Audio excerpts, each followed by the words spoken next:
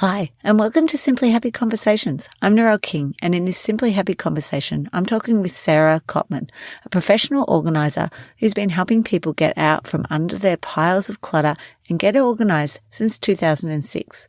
She's also a speaker and provides training on professional organising. In this episode, Sarah shares how and why she became a professional organiser, her role in the Channel 9 TV show Space Invaders, and for people who find themselves disorganised and overwhelmed, she shares tips to help you. This conversation is a video recording that you can watch on YouTube.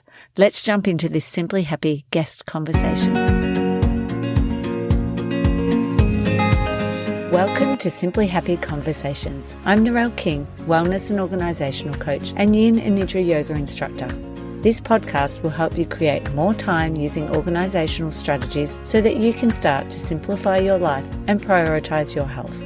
I'll be sharing conversations with other health and organisational experts and solo episodes with tips to help you simplify your life and prioritise your health. So today on Simply Happy Conversations, I'm talking with Sarah. She's a professional organiser and she has been helping people to get out of clutter since 2016. And I'm terrible with numbers, so I have to look because I couldn't remember the year. 2006. 2006, sorry. Yes, so it's nearly 20 years. Yeah. 20 years. Welcome, Sarah. Yeah, I've been around for a while now, so I know a thing or two. You do, definitely around professional organising. And your business is both for professional organising, yourself doing some, but also is that professional organisers and helping us, people like me, who are newer to the business. But tell us something that you like to do in your free time. Oh, free time. So I love spending time with the family. So we have 3 grown-up children and I will spend as much time with them as they will let me. So they've turned into really decent human beings, which I'm thrilled about, and they're incredibly likable and lovely. Love spending time in the garden, and I go for a walk every single morning, almost every single morning. I'm about 99% accurate. We have a Kelpie cross blue heeler that loves to spend time just walking and running around. So, yeah. They're busy. And are any of the children still living at home with you? Yeah, we've got one right at the moment, and I'm looking around a little bit here, just so you know why I'm sounding slightly distracted, because I think she's just about to go to work. She's a paramedic. Oh, right. Okay. Well, I've actually got a sign out there for my son to say I'm on a podcast, because he'll race in after school and be like, what are you doing? Yeah, but surely when you have that sign, it's like it's waving a red flag. Come and disturb me as soon as possible. No. If I put it there, I'm way better off than not having it there at all. Not right. Yeah. So how did you get into professional organising? So I have ADHD, and I'm always happy to talk about it because I really struggled. I was organised at work, but was not organised at home. And as each child came along, it became increasingly difficult to stay on top of things at home. And by the time the third one came along, I had an epiphany, which anybody organised will probably shake their head when they hear this, but anybody who's disorganised will get it. I had the epiphany that if things needed to change, I needed to be the one that created that change. So typical ADHD fashion, did a bit of research, went down some rather interesting avenues, and then realised it starts with me, and the way I want to be organised at home may be different to other people. And so I needed to take charge at home. And once I was organised, I thought, I've got the kids organised, I have work organised, I've got house organised. I no longer feel useless and helpless, because I really, really did. It's about time I share this gift, mostly with people that want it, but sometimes with those who may not be quite so willing participants. Sorry, I cut you off. So it was probably 2004. I started to really think about, what should I be doing? My background is contracts management and financial control. What can I do? What should I be doing? And unfortunately, my father had been unwell and he died. So I needed to fill up some time with something that was something I could look forward to. And over the next couple of years, just started looking around, how shall I do this? And thinking I'm the only one that was, becoming a professional organiser. And one day just made that decision, went out, registered the business name, and wrote, as an absolute godsend, wrote out all my processes and procedures. And anyone who has ADHD will get this. You don't just instantly do it. So it really was a godsend. Just wrote everything out that afternoon. And it was like it was written for me rather than from my hand. And that's when I started. And because I'd had small business experience, when you meld the two things together, the passion for what you want to do and helping others, and then the experience of small business, the two things went very well together to start the business that I have. And this was in Australia as well? This is Australia, but I have worked right around the world, which is rather nice. Oh, that's amazing. Yeah. And so I feel a little conscious of saying that, but it interestingly, the things that we have in common as humankind around the world, there's a lot that we have in common with disorganisation and overwhelm as well. Oh, that's interesting. It's interesting to know that. Yeah. It's fascinating. Isn't it? So with the other side then of your business, which is you helping people like myself, professional organisers, how did you get into that? And how do you help them get into organising? So it actually started quite quickly after I'd started the organising business. And that was, I joined together with a few organisers locally, and they were asking me how I was doing things, how are you getting clients? How do you stay on top of things? How do you manage your appointments? What sort of clients do you have? When you go there, what sort of services do you provide? And I just kept thinking, I don't know, you just do it. Just very ADHD. You just go ahead and do it. You make your mistakes and hopefully you don't make major ones on your clients, but you just go ahead and do it. And then I started to realize, okay, people are asking the same questions. So I decided to turn that into a little mentoring service and would go ahead and have some little coffee chats. And the organisers were all asking similar questions. So I thought, okay, recognising patterns, which is a gift we have. Yeah. They're asking the same questions. They want the same information. So I started to create just an outline of a document. What would it be like if I ran a training on this? And that literally is where it started. And that was 2009. Wow. So I ran the first training with the manual all printed up and feeling very excited and very scared at the end of 2009, and got tremendous feedback. And my default position is, they must be wrong, or they mustn't have done anything before. But the response continues to be very positive. And I'm answering the questions, particularly for newbies that come along to the training courses. I'm answering the questions that they want to ask, or they've tried to work out for themselves and they haven't found the answer. Because what I find is people are coming into the business with a passion to help people, a passion and an understanding of, if you are organised and if you get things sorted and systematic at home, life can be much more pleasurable. So with that passion, they start the business without the thought of, how will I run the business? When I offer a service, how will I be able to actually front up with that? What do I put in place to make sure that I'm protected? And what do I put in place to make sure that my would-be clients are protected as well? And so it all started off with that. And that's then moved on to, I do quite a lot of mentoring with, I don't know quite what the term is. I go between veteran organisers and then there's old organisers, which doesn't sound too good. It sounds like they're on the way out, and I suppose I could be an old organiser.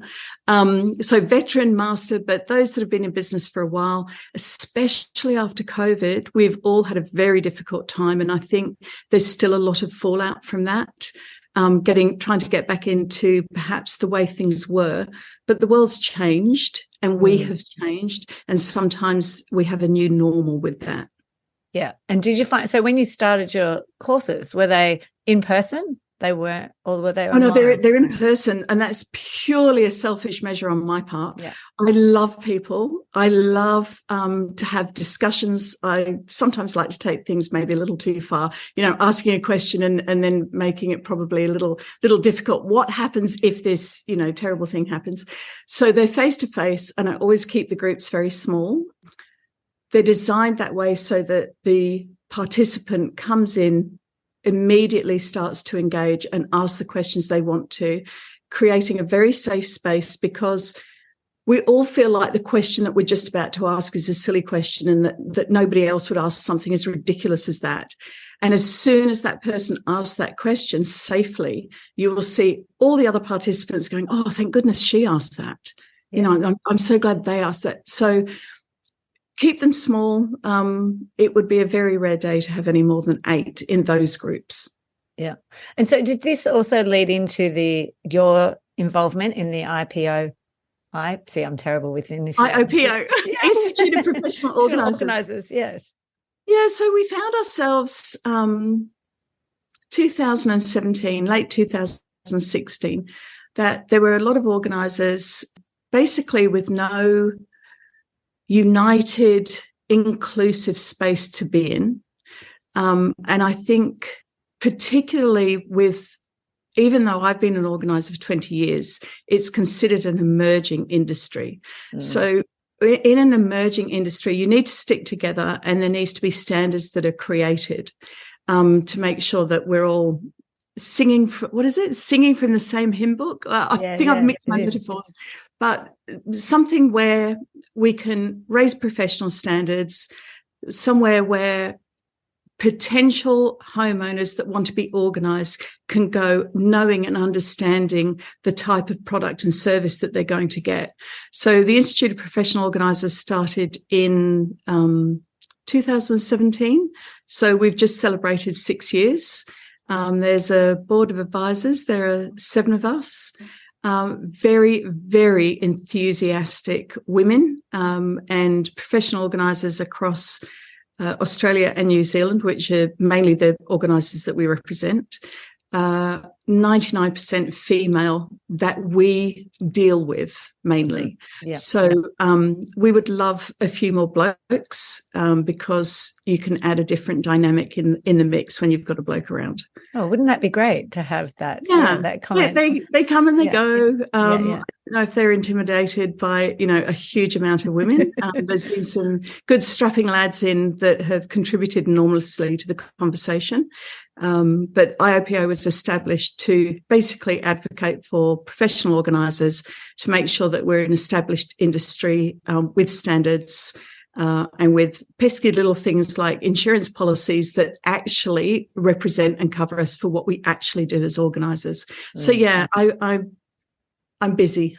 You are very busy. And as, a member, I love the group and the association because I feel really supported and am able to go and ask those silly questions or any questions and don't feel judged, and just have had an amazing amount of support, because sometimes there are tricky situations that come up, and it's great to have a group to be able to share and talk with other people who relate to the situations that you've gone through, because generally someone has had something along the same lines happen to them too. Yeah. And I think it's really important, while most professional organising businesses, and I'm certainly not saying all, because there is a growing trend now and has been for the last 3 years, for these to turn into not one-person micro businesses, but actually established business with the employees. And we need somewhere where, if we're feeling isolated as a business person in a profession, we need somewhere to go and ask those questions. Because sometimes, I'll go away from a job and think, I think I did a good job. What could I have done better? I want to improve. I need to ask a question. And for me particularly, I love to talk. So being able to actually have a conversation, not just, feed it into a machine and get a machine response, but to listen to the wealth of experience and skill in that group and say, what would you have done? How would you have handled that better? Is there something that you can see that I could do to improve that service?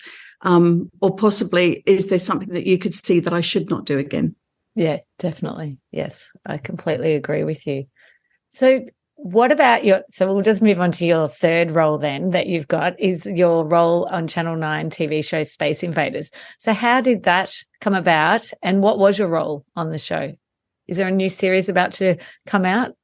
Yes, I'm not going to be involved in the next one, so there's mixed feelings. The team are amazing, and I've worked with the fabulous Mr. Walsh for quite a few years now. I think maybe 11 or 12. Delightfully, Peter asked me if I would be involved, which is a very nice situation to be in. The role on the show was as an organiser, overseeing the items coming out of the house, going back into the house, making sure that nothing got lost on the way, having a look at organising solutions, what sort of storage solutions, that's where my passion is. Yep. What sort of solutions can we do for the homeowners? And it is a very different way of organising. So when we go as professional organisers to a client's home, we're looking generally at what the situation is now and how they would like it to be. And you're working within a budget. And sometimes that budget is very small, which is absolutely fine, because as professional organisers, we're also resourceful. So what is it that we can use or repurpose? Working on the TV show, you've got time limits. It has to be done in a specific time. You are not working on your own and making decisions on your own. You're working in a team, and that can be up to 30 people. So, even having the items and making a plan of where they're going to go once the renovations have been done, you're still working around maybe 15 or 20 people to get that stuff in, and then directing people, because I can point really well and direct really well. You put that over there. Oh, yes, please, because I can get very task focused. So the please mostly is remembered. So it's a very different situation. And I have really thoroughly enjoyed it because of the people that I work with, the passion of the people that I've worked with, and also the bravery and the courage of the homeowners, because that's kind of a big deal to open your door and say, hey, let's just put the spotlight on all the stuff that I feel I'm doing wrong. Yeah. And that's, it's a lot more scrutiny than the average person when you as a professional organiser knock on the door and say, hi, Jane, I've come to help. Yeah. It's not broadcast to the whole TV, is it? No, and generally people don't want that. So you turn up with a camera crew behind you, no matter how lovely the camera crew is, they would not be happy. I haven't done it yet. Could be a new kind of TV show. And even just imagine taking everything out of everyone's house, as much as you'd love to do that sometimes, you just don't. And that must be such a huge amount of work and so confronting for the families as well. Oh, it is. And I guess too, the other thing that's a huge difference is when we as professional organisers go into our clients' homes, there's been a fair amount of prep. So we've asked some questions on the phone. We've explained as well as we can in a variety of ways of what it is that we're going to do as professional organisers. And we may even on that first visit decide where to start. When you go into a home for the TV show, there's a lot of prep work that's already done. So the homeowners know what areas are going to be done. They are fully vetted, I guess, is the best way to do it. And it's not the same way for us going in as solo businesses or maybe with one or two staff members directing in that way. So you turn up on the TV show knowing what you're going to do, and the homeowners have been fully prepped. They know the stages, they know where they're going to be and on what day they're going to be there. So there's a certain amount, well, I say certain, there's a lot of trust that they put into Space Invaders or whatever TV show there is. And so for us on the show, we have to be true to our word. So if we say something's going to get done or something is not going to get done, we need to make sure that happens. So that requires a huge amount of management. And did you have input with the actual family yourself? Or yes, you did a lot. Yeah. Oh, that would have been great. Yeah. So we get to know them. Have you got a favourite? And favourite job? Yeah.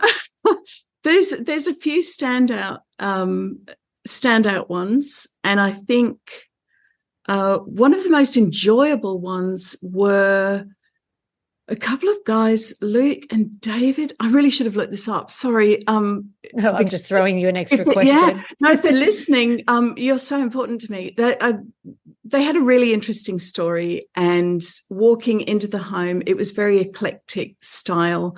There was a lot of English memorabilia on the walls, and one of the guys was a scout, and my father was a King Scout, the last King Scout, and I really, really enjoyed that. And now all of them are flooding in, and I'm thinking, gosh, actually, they're all my favourite. They were a standout. And I think actually possibly the very first episode, so season 1, episode 1 of Space Invaders. And I'm trying to think of something sensible to say. I think there were so many things. They were brilliant homeowners, absolutely lovely homeowners, but also the excitement of working in this new team, establishing, who's doing what, and starting to create that shorthand that you get when you've worked with people for a while. And just having those people back together, because a lot of us have worked together on the living room. Oh, yes. Yep. So, I've really enjoyed it. It's been an absolute blast. But now it's time for something new. Oh, yeah. So then maybe just take us back in organising, some tips on why and how do people find themselves disorganised and in clutter? So many reasons. I'm going to talk about this, I think, a little differently, because it was something that has meant so much to me to assist me to get organised. And I tell this to clients, and I tell this to professional organisers as well. When you're a homeowner and you feel disorganised and everything's out of control and everything's overwhelmed and you find it difficult to prioritise because everything's important, which actually means nothing is important, but it's so emotional. And a way to think of it as a homeowner is, instead of it being a home, think of it like a department shop. So think of it like David Jones, and that you're the concierge, you're the information person. So what's a logical place? If somebody came up to your front desk and asked you where the socks are, where is a logical place to keep socks? And again, if anybody organised is listening to this, that's a ridiculous thing to say, but from someone who is very disorganised and they're not able to keep up with the washing and everything feels like they're walking in treacle and it's difficult and they feel useless and hopeless, start thinking of it in a different way. It doesn't mean that you're going to throw everything away, because, an empty department store is useless. It's no help to anyone. And you want your house and your belongings to be a home and a sanctuary. So if you think of it in a different way and try and take that emotion out, the decisions on where to put things and the volume of those things becomes a lot easier to manage. Definitely. It is, isn't it? Yes, I love that, the department store. And I just think of the client I've just come from, and we have literally set up a department store in not really, but just in our back area, going through boxes and boxes and boxes of things that were in her garage. It's taken, what are we at now? 8 months now, and just plodding along, 2 hours a week, and setting up all the clear boxes with all the things. Like today, we just saw all of her school books, like notes, stories, but that was in a mix of all sorts of things. So it was really nice to be able to now say, here's the department store of all of your memories. Yeah, exactly. Exactly. Yeah. And then when you've got all that together, then you can be much more discerning on what to keep, because I think especially when you are a little neurospicy, you do have the ADHD, it's like, well, I know there's something somewhere. And that's why I really enjoy doing whole home organising. And that's where my bliss is, going into a client's home and doing the whole thing, because there's nothing lurking about in a garage or a spare room or in the roof or, in a garage underneath. Everything's dealt with. And the joy and relief, and it's an interesting thing, the joy and the relief for the client, some is immediately available to them. I've done the job. But I think it's only about 40%, because it's going to take them at least a year to rely on the fact that everything is done, and to not have the second thought of, oh, I won't put that away because I'll never find it again. Well, hang on. Yes. Let's take a deep breath. I know that I've got a space for that. I'm going to follow through on this, and I'm just going to trust in the work that I've done. Yeah. So, that getting out of those panicky, overwhelming habits takes a long time. The relief is immediate, but only a portion of that relief. It takes a long time to get on top of that.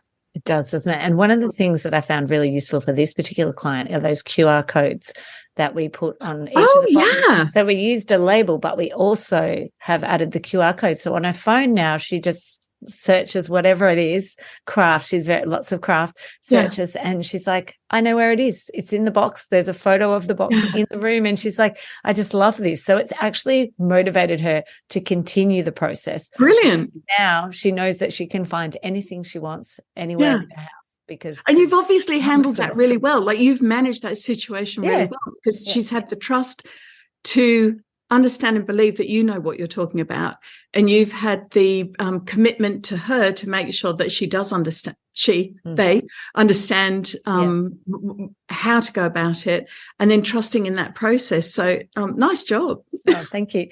So I have one last question, because you just touched on it. So neurospicy. So what do you think the benefits of hiring a neurodivergent professional organizer is then? Oh, so many. We're a little bit biased, aren't we? Look, only about 90%.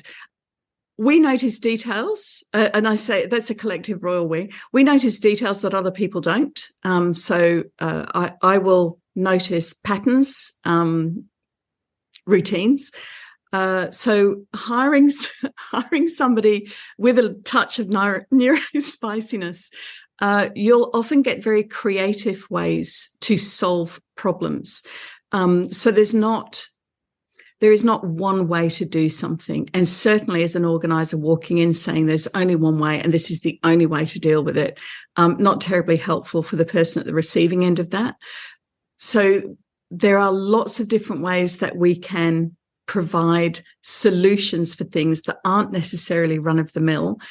And certainly, oh dear, I'm not going to like this, they're not necessarily Instagram worthy, but that doesn't matter. The important thing is that it works and it can be repeated and it's consistent. So yeah, it's neurospicy all the way. And I haven't met an ADHD person that has run out of energy yet. No. Definitely not. That's probably, and I have to be careful when I go into clients, because I am really, yay. So I love when they share that they're actually ADHD. I'm like, oh, we can get so much done in 2 hours. Yep. That it would have otherwise been maybe 4 hours with someone else, because they just pick up that energy and you keep going and you body double really well. Yes. Yes. Yeah. That is another podcast that you must do on body double. I should. Yeah. It's such a good topic for people that don't know about it. So please find someone that's a specialist and talk to them.